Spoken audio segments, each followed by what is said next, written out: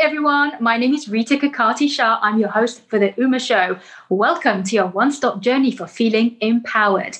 We're a platform for change. We build confidence. We are your voice. We want you to be bold, be you, be Uma.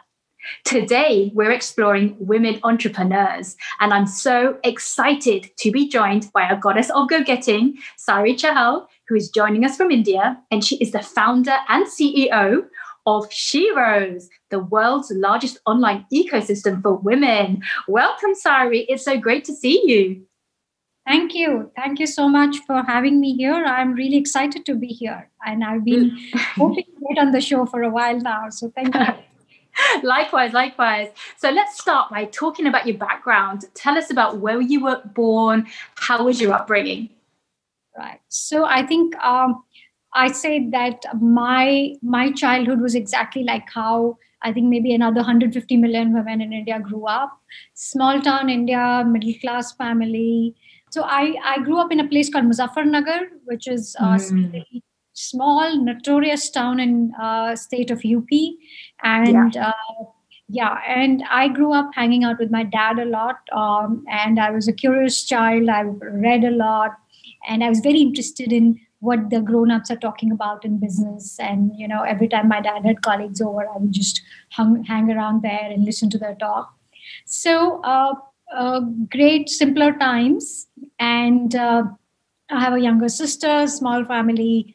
Really, really, you can say a pretty uncluttered childhood per se. But a lot of books and a lot of, I think, grown-up chatter. So those are two things that I remember very vividly from my childhood. Oh, I love that. And the memories that just stuck with you. Wonderful. So moving on to your education, you have an MPhil from JNU and a PGD-BM from IMT Ghaziabad. Tell us about your academic choices and how that led to your journey of entrepreneurship. Yeah. So first of all, I think nothing in my academic choices is connected. And they were very spontaneous decisions. But I was very sure, for one, that when I was getting into college or even when I was in school, nobody did humanities in India. Liberal arts were not for the achievers, basically. If you got liberal arts, basically you were a no-go. But I actually made my school principal start a humanities section. So we were the first class of humanities in the school I went to. And then my graduation is in Russian language, in Russian language and literature. And my MPhil is in international relations. And I think in my head, I was basically going to be an academic or a professor or a researcher, something of that sort. But I got working very early. And I think by the time I finished my college, I had worked for 3-4 years already. I had a network. And the only reason I went to do an MBA was because I just wanted the polish of business. I wanted to see how these people talk, all these fancy terms they use, their presentations. I thought it was very suave and, maybe I should learn that skill. So the only reason I really, went and did a PGDBM was that. And that was also the time I built my first startup. And, as luck would have it, I ended up building a company very, very early on in my career. So I think all those skills are not directly related. Nothing that I've ever built is related to what I studied. But I think what each of these things teaches you is a lot of rigor. It teaches you a lot of, the ability to learn new things is a skill in itself. And I think that's what I took away from all those very diverse set of things I did very early on. Yeah, no, I love that rigor and that hard work that sort of stemmed your path forward. What actually inspired the Russian part of your education? I grew up in steel plants. My dad's a steel industry veteran, and we used to always have Russian engineers and their families on the campus. Right. And so a lot of these kids would be there, and those were the days of Russian exhibitions and Russian books in India. So it was just a whim, honestly. There was no logic to it. I liked all that, and I thought Russia would be cool, but obviously when I was a kid, it was USSR, and now it's Russia. It's so different times, but very, very influenced by that whole Soviet culture. Yeah. No, I love that. Thank you for sharing that. And you're also a fellow of the Ananta Aspen's Kamal Nayan Bajaj Fellowship, a member of the Aspen Global Leadership Network, and on the board of directors of the Paytm Payments Bank. Talk to us about your involvement in those initiatives and organizations. Right. So I think look, I'm at a point in life where I think at least one phase has happened. One has sort of learned a few things. But as you grow older in your career, your opportunities to learn keep going down, because you're really sort of not the person who's learning anymore in the room, or nobody's sort of you're basically in a room where everybody else is a younger person. So it's important to open one's horizons. So I took up a board position. I've always felt there should be more women in boards. I've done a bunch of work around that. So when a board role came to me, I said, look, if I don't take it, then everything that I've spoken about is going to be, it's going to be a sham. So a board role to me, and I'm the first woman on that board. And obviously, and I'm learning as well. So as much as I'm contributing, I'm learning pretty much. Right. And same with the Aspen Fellowship. Again, a new way to look at the world, new way to learn. There's again rigor in fellowship. There is academic debate. There is researching, reading, writing. So you go back to your roots a little bit. You also find people and perspectives that really are not easy to discover in your line of work. We all get very crowded with what we are doing, and we just think that's the world. But the truth is, it's you're really a tiny speck there. To me, these things are important because they help me stay engaged with the world around me, and with me grow as I go along. Now that really resonates, and I love what you shared about you're not just sort of contributing to these boards or organizations, but you are also learning as well. So a lot of people, when they do join boards, and I totally agree, we definitely know more women out there on boards and giving their opinions, but it is a two-way learning process. And I think that's the important part of it as well. So you're also now the founder and CEO of SHEROES, the world's largest online ecosystem for women with a national and global footprint of 16 million women. Wow. Tell us about SHEROES and the many platforms that you support. So thank you. Actually, that 16 is now 22. So, Wow, 22 million. Wow, amazing. Digital adoption in India is through the roof. The number of women coming online is really, really now massive. But SHEROES is basically a safe space for women to begin with. And we all do when we are safe, when we are nurtured in a trusted environment. And internet, is still not as safe as we as women would like it to be. Yeah. And at least in India, 70% of internet users are men, which means everything has been designed by them for themselves. So SHEROES is really an oasis. One, it's a women-only space. Two, you can come and find your peers. You can share your views. You can express yourself without judgment. You can hang out, but you can also find work. You can access a free counseling service. You can buy and sell with your peers. You can set up your own community. So it's really a lot of things. It's a super app for women, if I may. But with that SHEROES membership, a woman ends up sort of opening a lot of doors for herself.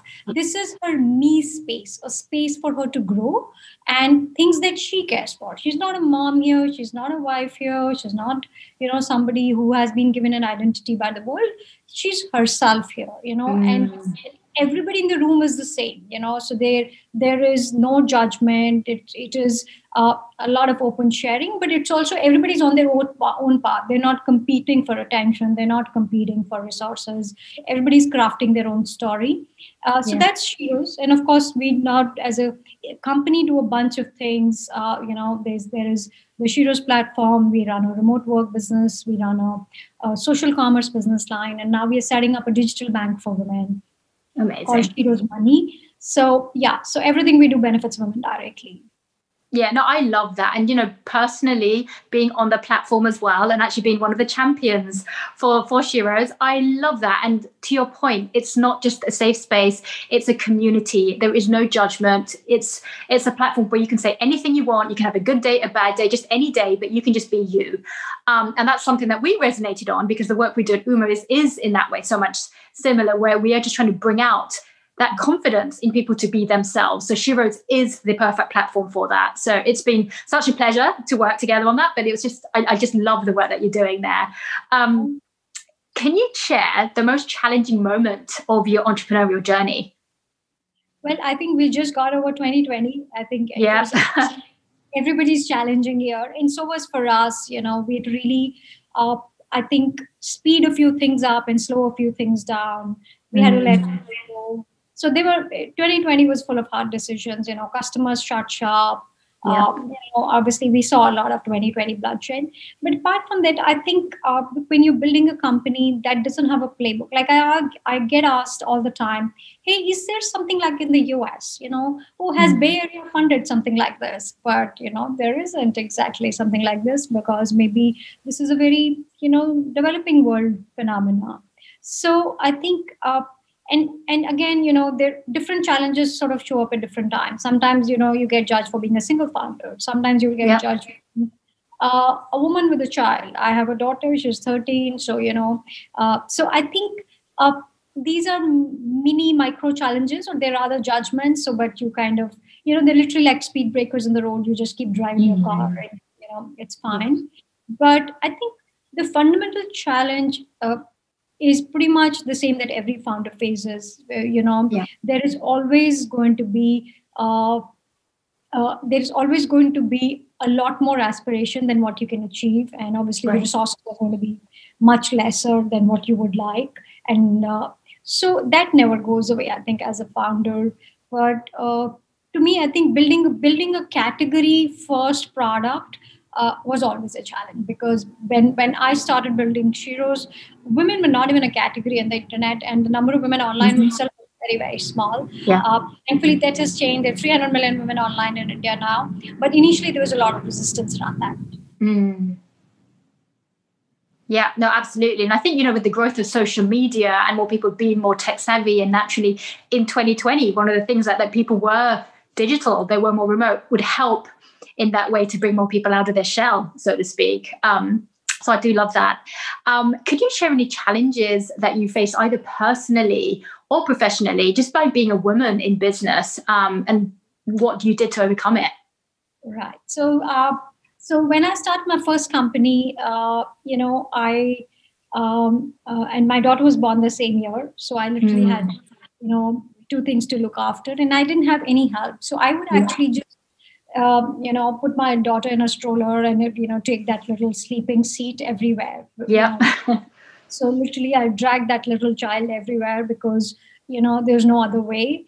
And obviously, it's not really sort of the most optimal way. And sometimes you get frowned upon, or sometimes, people will say like, this is a no child zone office. So I think those things are, and I'm sure I'm not alone. A lot of women have judged, a lot of women have sort of, and of course, like, I think then you have to also make peace with, things that will fall off, things that will get deprioritized in your life. You will not see your friends. Your house might be a mess most of the time, or you'll be always behind. Basically, you're the person who's always late. So I think it's a trade-off. But I guess when you are trying to do a lot of things at the same time, this is bound to happen. So I guess it's fair. No, absolutely. And really well said, because what you just said is the journey that so many women do face and struggle with. So by providing that platform, you said, well, hey, this is how it is, and it's okay to do things differently as long as you manage. So kudos for all of that work, and you're past doing that. You are truly very accomplished. You are the recipient of the Devi Award, Femina Achievers Award, Editor's Choice for L'Oreal, Femina Women's Award in Business Today, Most Powerful Woman in Indian Business, and a Cartier Award alumni. And in 2018, SHEROES was awarded in the Social and Economic Empowerment category at the IMAI Digital Awards. Absolutely brilliant. What's next on the horizon for you? Well, I think next is just taking learnings from all our journey, but particularly 2020. I think life as we know it, especially for women in India, is changing.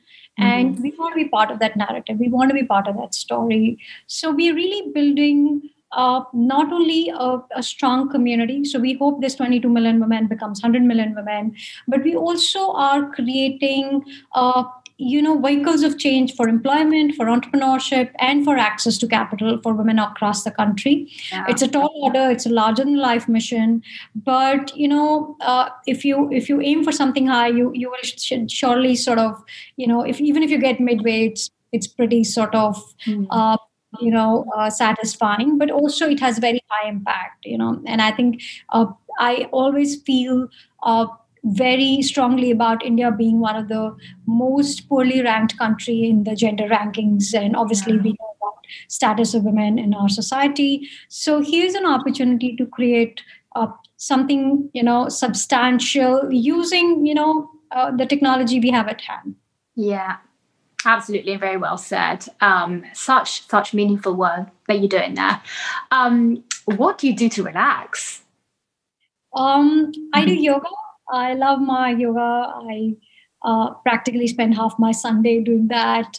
I go for long walks. I read. I chill a little bit. I love my little drink in the evening. So yeah, I'm grateful for life, and I enjoy the small things. Yeah, no, absolutely. Before we let you go, what advice would you give to any young girls or aspiring women out there who want to follow in your footsteps? Right. So I would say, look, think long term. Nothing happens, on an immediate basis, and there are things you will do that may not pay you off, right away, but they will eventually. And I think persistence and consistency. There is a lot of power of compounding that shows up when these two things happen. You show up every day and you chip away at the problem every day. To me, they're very important, especially in a very attention crazed world where we have shorter cycles for everything, shorter careers, attention spans. But if you look at anything substantial, right from Amazon to Warren Buffett to Microsoft to nothing great got built in a day. Yep. So the long term view, invest in yourself, and if you can be part of building a company early on in your life, especially if you want to be a founder, it's good to learn it on somebody else's time and money, because you wouldn't have the liberty to make all the mistakes. I mean, for me, a lot of my confidence came because I built a company literally when I was 20, 21. I didn't know anything, but, I was open and I just showed up every day. I worked damn hard. And that really set the tone for everything later. And, so to me, consistency, showing up, persistence is really like the formula. Amazing. Well, thank you so much, Sairee, for sharing your tremendous words of wisdom and your journey with us today. Sairee Chahal, founder and CEO of SHEROES, and thank you to our viewers on joining us for this empowerment journey today. We want you all to embrace that inner goddess of go-getting. We want you to be bold, be you, be Uma.